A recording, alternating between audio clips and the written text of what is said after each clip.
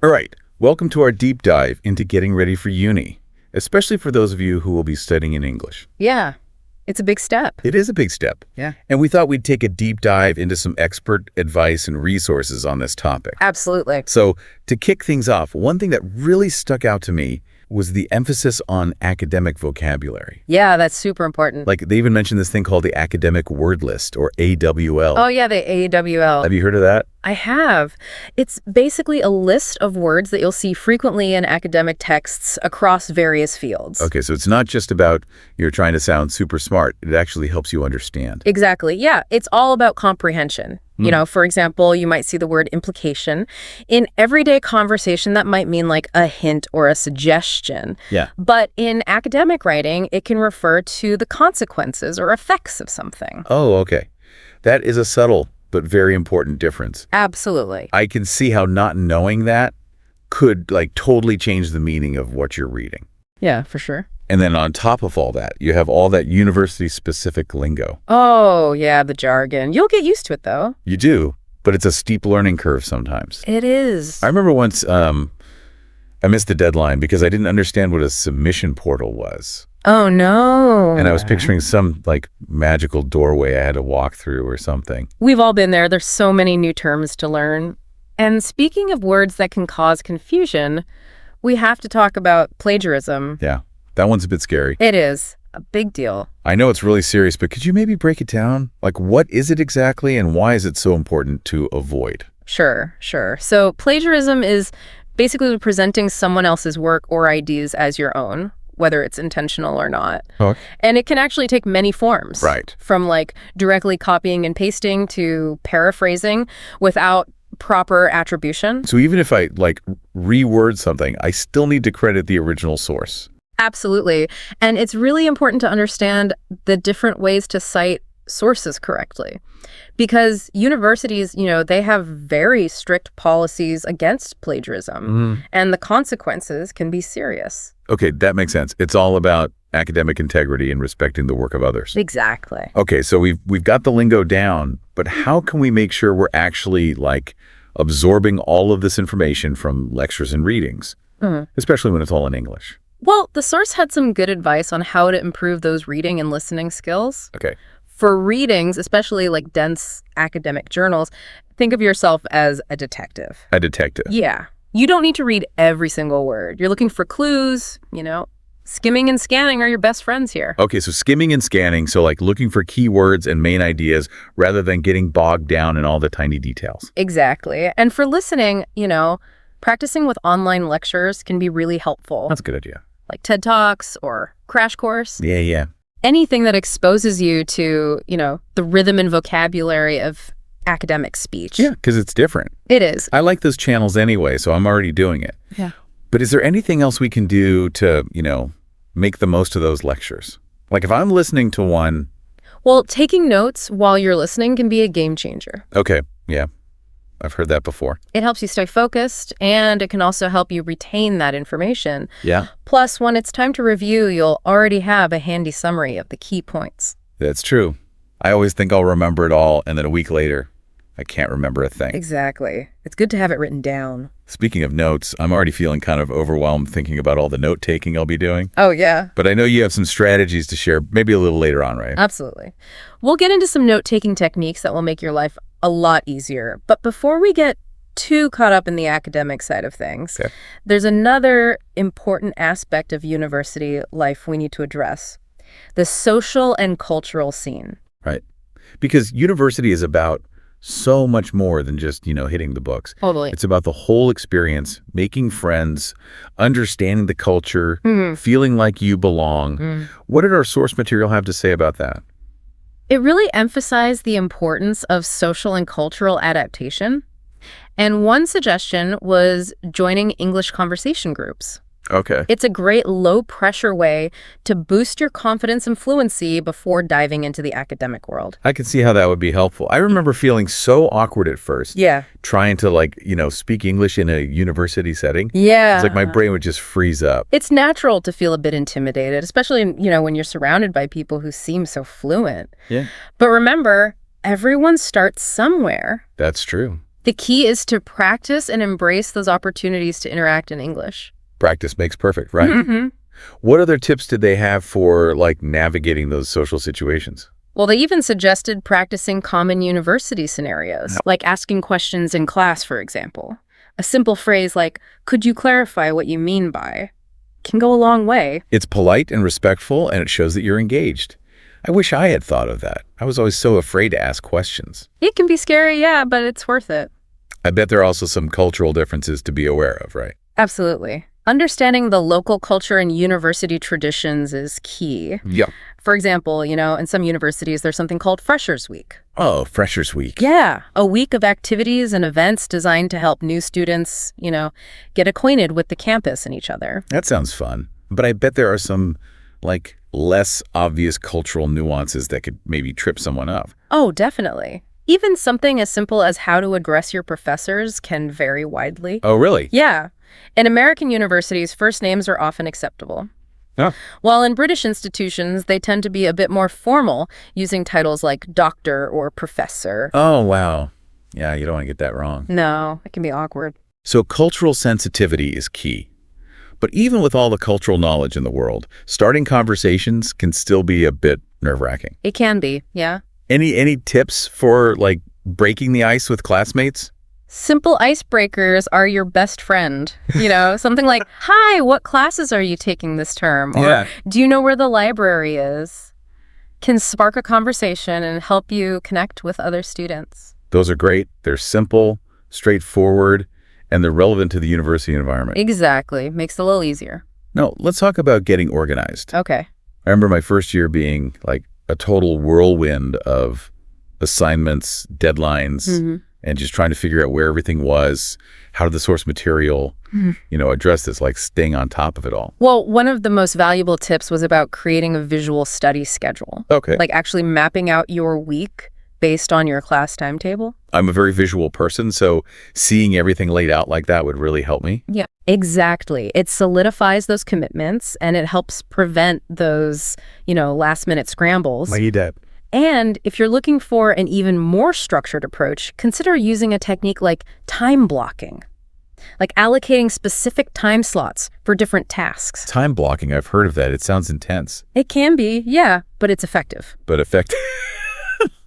Okay, so we've got our schedule sorted, but what about the actual studying, note-taking specifically? Yes. I remember my notes from first year being a jumbled mess. Oh, no. Any tips for taking effective notes, especially when listening to lectures in English? There are definitely some strategies that can make a huge difference. The source material introduced this method called the Cornell method. The Cornell method. Yeah. Have you heard of it? I have. I'm always looking for new ways to organize my notes. Yeah, so it's all about structure. You basically divide your page into sections. Okay. Like main points, supporting details, and then a summary section at the bottom. Oh. So let's say you're in a lecture about, say, the history of the English language. Okay. As the professor speaks, you jot down the main points in the largest section of your notes. Then, in the supporting details section, you add any key facts or examples, explanations, and then finally, at the end of the lecture, you use that summary section at the bottom to synthesize those key takeaways in your own words. Oh, I love that. So it forces you to engage with the material on a deeper level. Yeah. And then create, like, a concise summary that's easy to review later on. Exactly. Did the source mention any other note-taking tips? They did. They included some really handy abbreviations that you can use to save time. Okay. Like EG, for example, or W for with. Love that. It's like having your own secret code. Exactly. Like you're a student spy taking down notes in shorthand. Exactly. Speaking of time-saving tools, we can't forget about technology. Oh, yeah. It's basically like a student's best friend these days. No. So the source mentioned platforms like Moodle or Blackboard, which are common learning management systems. Yes. Oh, those were lifesavers for me. They are. Everything from assignments to grades to course announcements, it was all right there. It makes it easy to stay organized. Yeah, but I can imagine it might be like a bit overwhelming at first. Any advice for like navigating those systems? Well, the key is to familiarize yourself with them early on. Don't be afraid to click around, explore different features, and ask for help if you get stuck. Trust me, once you get the hang of them, they'll make your life so much easier. They will. And while we're talking about tech, mastering basic software like Word, PowerPoint, and Excel is crucial. Oh, yeah, for sure. Those skills will be invaluable throughout your studies and beyond. Absolutely. Think of them as essential tools in your academic toolkit. I like that. But even with all the tech in the world, time management can still be a struggle. It can. So that's where having a solid system comes in. I agree. A system can make all the difference. What did our source recommend? Well, they introduced a tool called the Eisenhower Matrix. The Eisenhower Matrix. Have you heard of it? Vaguely. Refresh my memory. Sure. So it's a simple but powerful framework for prioritizing tasks. Basically, you categorize tasks based on their urgency and importance. Okay. So you have 4 quadrants: urgent and important, important but not urgent, Okay, follow. urgent but not important, and then finally, not urgent and not important. Right, so you figure out where your task lands in those quadrants. Exactly. And the magic of the Eisenhower Matrix is that it really helps you visualize your to-do list and focus on the tasks that truly matter. Oh, I love that. It takes the guesswork out of prioritizing. And I bet that's really helpful when you're juggling like multiple classes, assignments, and a social life. Exactly. It's about working smarter, not harder. Okay. So we've covered a lot of ground here. We've talked about academic prep, social and cultural adaptation, and even organization and time management. We have. But let's be real, university life isn't always smooth sailing. No, it's not. There's stress, there's pressure, and it's a whole roller coaster of emotions to navigate. It is. So how did the source material, address this, like the mental and emotional side of things? Because I remember feeling a mix of excitement and anxiety when I started university. It's a big adjustment, especially when you're doing it in a different language. It really is. And that's why taking care of your mental and emotional well-being is just as important as academic success. Oh, I agree. The source material introduced a concept called the growth mindset. The growth mindset. Yeah, which I think is so valuable for navigating those challenges. I love that term. Tell me more. Essentially, it's about viewing challenges as opportunities for learning and growth. Okay. So instead of getting bogged down by setbacks, you see them as stepping stones on your path to success. I like that. It's a shift in perspective. It is. It's powerful. Yeah. And the source even offered a very practical tip for putting this into practice. Instead of engaging in negative self-talk like, I'll never understand this, try replacing it with a positive affirmation, such as, I'm improving with practice. Oh, that's a good one. It seems simple, but those small shifts in language can have a huge impact on your mindset. Yeah, I totally agree. It's like reframing the narrative in your head. Exactly. From one of defeat to one of possibility.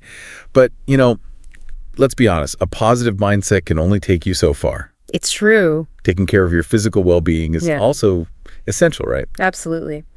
The source really emphasized the importance of sleep. Oh, yes. Sleep. Exercise and a balanced diet for maintaining focus and energy. All the important things that we tend to forget about when we're stressed. We do. Yeah. It's the foundation for a healthy and productive lifestyle, both in and out of the classroom. So true. I know. Whenever I let my sleep schedule slip or I'm not eating well, like my focus and motivation just plummet. Yeah, it's like a domino effect. It is. It is. Yeah. And when those stress levels inevitably rise, it's important to have healthy coping mechanisms in place. Okay, like what? Things like deep breathing, mindfulness, or even just taking a walk in nature. Oh, I'm a huge advocate for getting out in nature. It's so good for you. Even a short walk can really clear your head and help you come back to your studies feeling, refreshed. Absolutely. But, sometimes we need a little extra support, right? We do. So what did the source say about that? It stressed the importance of building a support network. Connect with advisors, professors, or counselors for academic or personal guidance. They're there to help you. They are. To help you navigate the challenges of university life. Exactly. That's so reassuring. Knowing you have people to turn to when you're feeling overwhelmed or unsure can make all the difference. It can. And don't forget about the social support that we can find in student organizations. Well, yeah. Joining clubs or societies related to your interests is such a great way to meet like-minded people, explore new hobbies, build a sense of community. It's not just about academics. It's not. It's about finding your tribe, creating a really fulfilling university experience. Absolutely. I love that, It's about finding your people, creating a sense of belonging.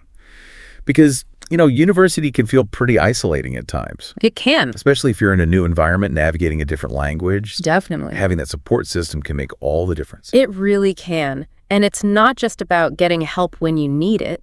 Okay. It's also about celebrating successes together, sharing experiences, and learning from one another. That's so important. Feeling like you're part of something bigger than yourself. Absolutely. I think that's one of the most amazing things about the university experience. It really is. Okay, so we've talked about, finding your people.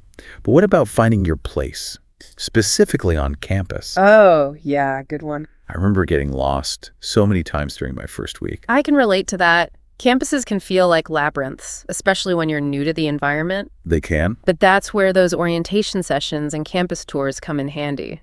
Oh, yeah, those are super helpful. They usually point out all the key spots, the library, the student union, those, elusive coffee shops that become your second home during exam season. But what about, those less obvious spots? Oh, yeah. Like the hidden gems that only seasoned students know about. The insider knowledge. Yeah.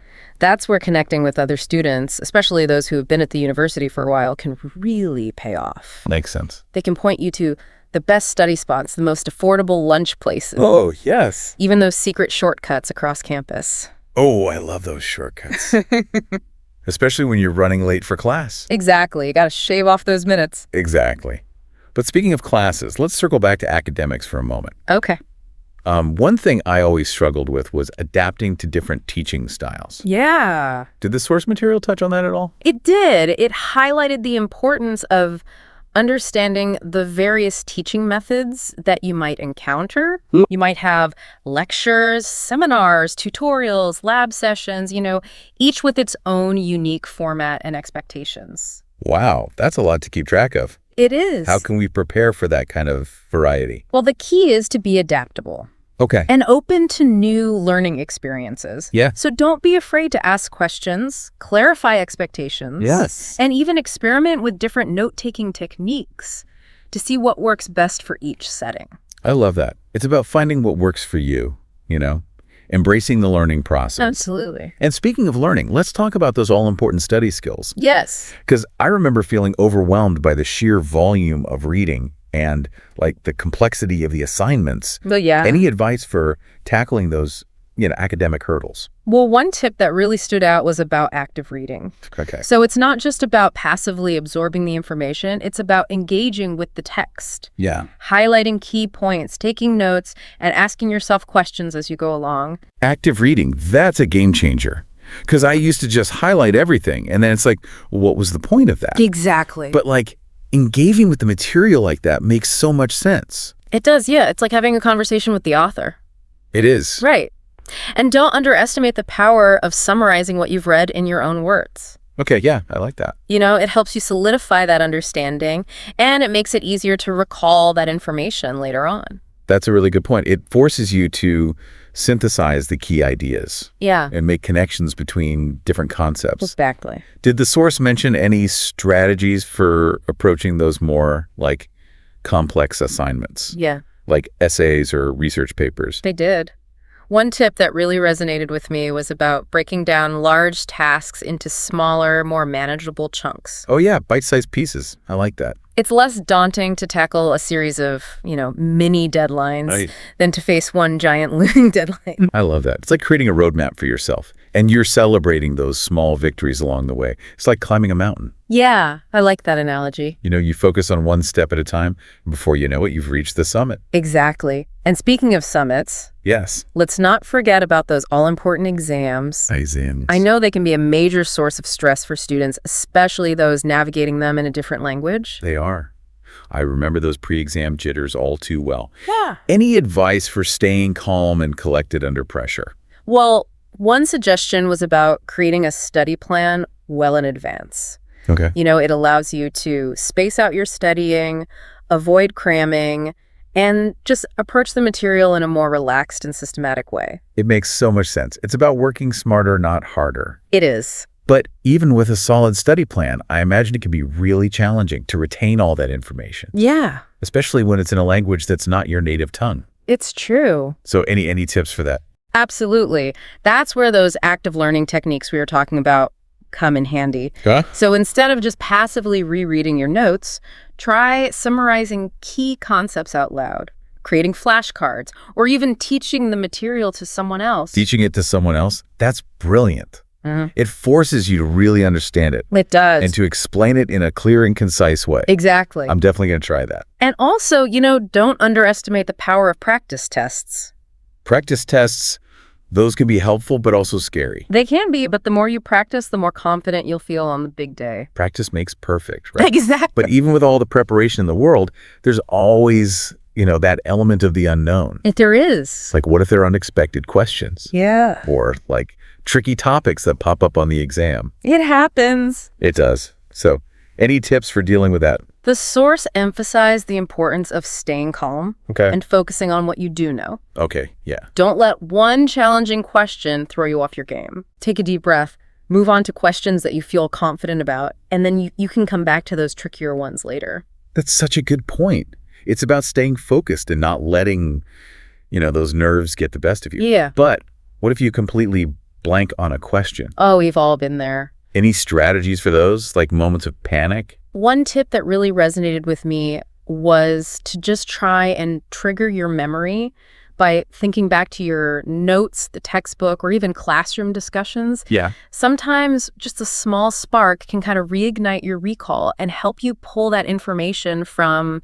the depths of your brain. I love that. It's like sending a search party into your memory bank to retrieve those lost facts. Exactly. But what about those exams that involve writing essays or short answers? Yeah. Any tips for crafting clear and compelling responses, especially, when English isn't your first language? Well, the source emphasized the importance of planning. Okay. And outlining your responses before you start writing. Planning is key. It is. It's so tempting to just dive right in. It is. But taking that time to organize your thoughts can make such a difference in the clarity and the coherence of your writing. Absolutely.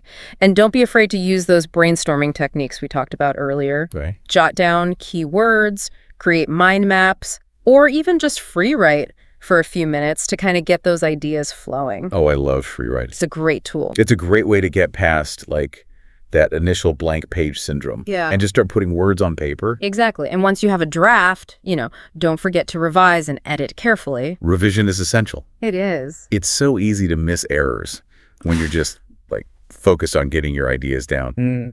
Did the source mention any specific strategies for revising and editing, especially, when writing in a different language? Well, one tip that stood out was about reading your work aloud. Oh, okay, yeah. It helps you catch any awkward phrasing or grammatical errors that might not be as obvious when you're reading silently. Yeah, that's a good point. It's like hearing your writing with fresh ears.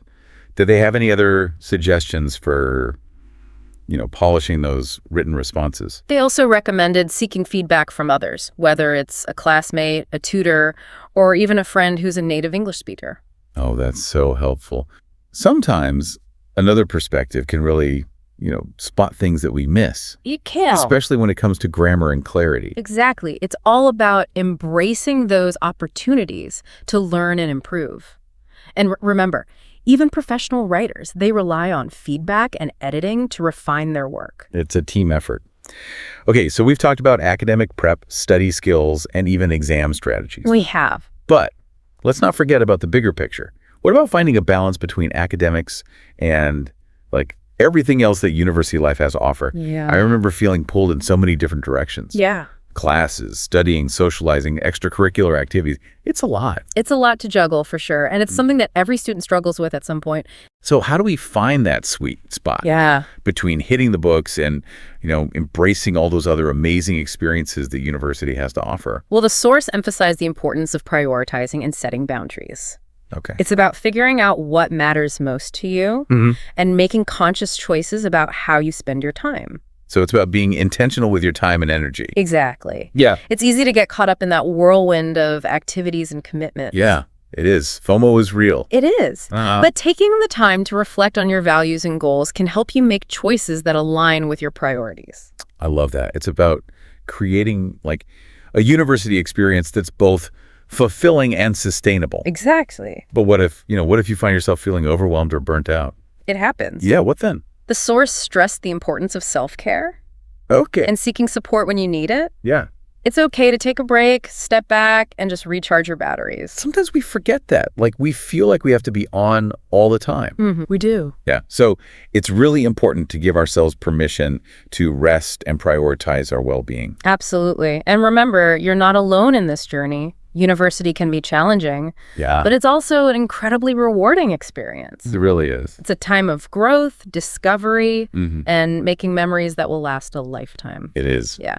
So embrace the challenges, celebrate the victories, and just savor every moment of this incredible chapter. Speaking of chapters, it feels like we've covered a whole book's worth of information today. We've talked about everything from, academic prep to social and cultural adaptation to study skills, exam strategies, and even finding that balance, taking care of yourself. We have. It's been quite a journey. It really has. But I feel like we've equipped our listener with a toolkit full of valuable tips and strategies We have. to, help them navigate this exciting and sometimes overwhelming new world. I agree. And I hope they feel empowered to embrace those challenges and opportunities that lie ahead. Me too. To our listener out there who's about to start their university journey, we believe in you. Absolutely. You got this. Go out there and make the most of it.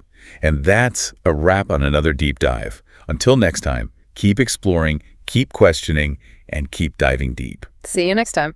I feel like we've given them a roadmap, a compass, and maybe even a few snacks for the journey. Exactly. We've covered so much ground. But if I had to distill it down to one key takeaway, Okay. it would be this. Preparation is key. Absolutely. Being prepared academically, culturally, and mentally will make those first few weeks so much smoother. Yeah. But even with all the preparation in the world, I imagine there might still be some lingering nerves. Oh, for sure. So what would you say to our listener who's, about to embark on this incredible adventure? Well, I'd remind them that university is not just about absorbing information. It's Right. about expanding your horizons, challenging your perspectives, Yeah. and becoming a part of a vibrant community of learners. That's such a great point. It's a journey of self-discovery, both inside and outside the classroom. What advice would you give for, making the most of that journey? Embrace the unknown. Be open to new experiences. Right. Step outside your comfort zone and don't be afraid to make mistakes. I love that. It's about embracing the learning process, even when it gets messy. But what about those moments when it feels a bit overwhelming? Any words of wisdom for navigating those inevitable challenges? Remember that you're not alone. Okay. Reach out to your support network, whether it's friends, family, professors, advisors. They're there to guide you and cheer you on every step of the way. Support systems are so crucial. Knowing that you have people to turn to can make all the difference. Yeah. And sometimes just talking things through can help you gain clarity and perspective. Absolutely. Any other party words of wisdom for our listener? Stay curious. Okay. Never stop learning, and remember to celebrate your accomplishments along the way. University is an incredible adventure, and I'm so excited for our listener to embark on this journey. Me too. To our listener out there who's about to start their university journey, we believe in you. Absolutely. Go out there and make the most of it. And that's a wrap on another deep dive. Until next time, keep exploring, keep questioning, and keep diving deep. See you next time. I feel like we've given them a roadmap and a compass, maybe even some snacks for the journey. Exactly. And we've covered so much. We have. But if I had to distill it down to one key takeaway, it'd be this. Preparation is key. Absolutely. Being prepared academically, culturally, and mentally will make those first few weeks so much smoother. Yeah, for sure. It's a lot to think about. It is. But even with all the preparation in the world, I imagine there might still be some lingering nerves out there. Oh, absolutely. Starting university is a big deal. It is. So what would you say to our listener, who's about to embark on this incredible adventure? I would say just remember that university is so much more than just hitting the books. It's about expanding your horizons, challenging your perspectives, and really becoming a part of this vibrant community of learners. I love that. It's a journey of self-discovery, Yeah. Both inside and outside the classroom. It really is. What advice would you give for making the most of that journey? I would say embrace the unknown.